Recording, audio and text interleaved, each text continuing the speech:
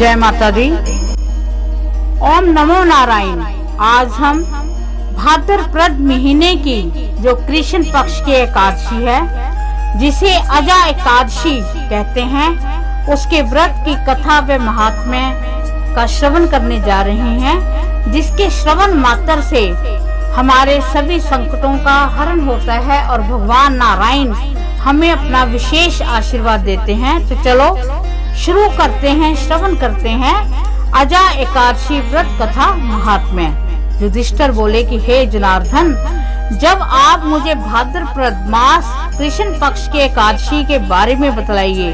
उस एकादशी का क्या नाम है, इसकी क्या विधि है, सो कहिए। श्री कृष्ण बोले कि हे राजन, भादों कृष्ण पक्ष की एकादशी को अजा एकादशी कहते हैं। इसके व्रत करने से समस्त पाप नष्ट हो जाते हैं। जो मनुष्य इस दिन भगवान की भक्ति पूर्वक पूजा करते हैं तथा व्रत करते हैं, उसके समस्त पाप नष्ट हो जाते हैं। इस लोक और परलोक में सहाय करने वाली एकादशी की कथा इस प्रकार है। प्राचीन काल में एक चक्रवर्ती राजा हरिश्चंद्र था। वह अत्यंत वीर, प्रतापी और सत्यवादी था। उसने अपनी स्त्री तथा पुत्र को बेच डाला। वह स्वयं एक चंडाल का सेवक बन गया। उसने उस चांडाल के यहाँ कफन लेने का काम किया, परंतु उसने इस आपत्ति के काम में भी सत्य को नहीं छोड़ा। जब इस प्रकार रहते हुए उसको बहुत वर्ष हो गए, तब उसने अपने इस नीच कर्म पर बड़ा दुख हुआ और वह इससे मुक्त होने का उपाय खोजने लगा। वह इस जगह सदैव इसी चिंता में लगा रहता था कि मैं क्या करूं। एक समय जबकि वह चिंता कर रहा था, तो गौतम ऋषि आए। राजा ने इन्हें देखकर प्रणाम किया और अपने दुख की कथा सुनाने लगे। महर्षि राजा के दुख से पूर्ण वाक्यों को सुनकर अत्यंत दुखी हुए और राजा से बोले कि हे राजन, भादों कृष्ण पक्ष एकादशी का नाम अजा है।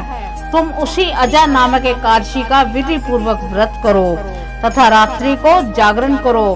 तुम्हारे समस्त पाप नष्ट हो जाएंगे। गौतम ऋषि राजा से इस प्रकार कहकर अंतर ध्यान हो गए। अजा नाम की एकादशी आने पर राजा ने मुनि के कहे अनुसार विधि पूर्वक व्रत तथा रात्रि जागरण किया।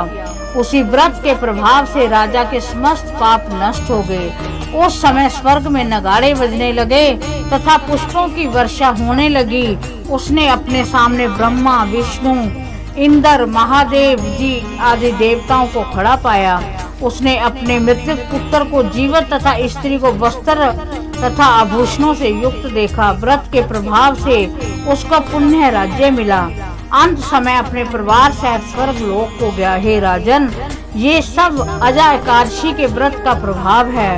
जो मनुष्य इस व्रत को विधि विधान पूर्वक करते हैं तथा रात्रि जागरण करते हैं, उनके समस्त पाप नष्ट हो जाते हैं और अंत समय में स्वर्ग को जाते हैं। इस एकादशी की कथा के श्रवण मात्र से ही अश्वमेध यज्ञ का फल मिलता है।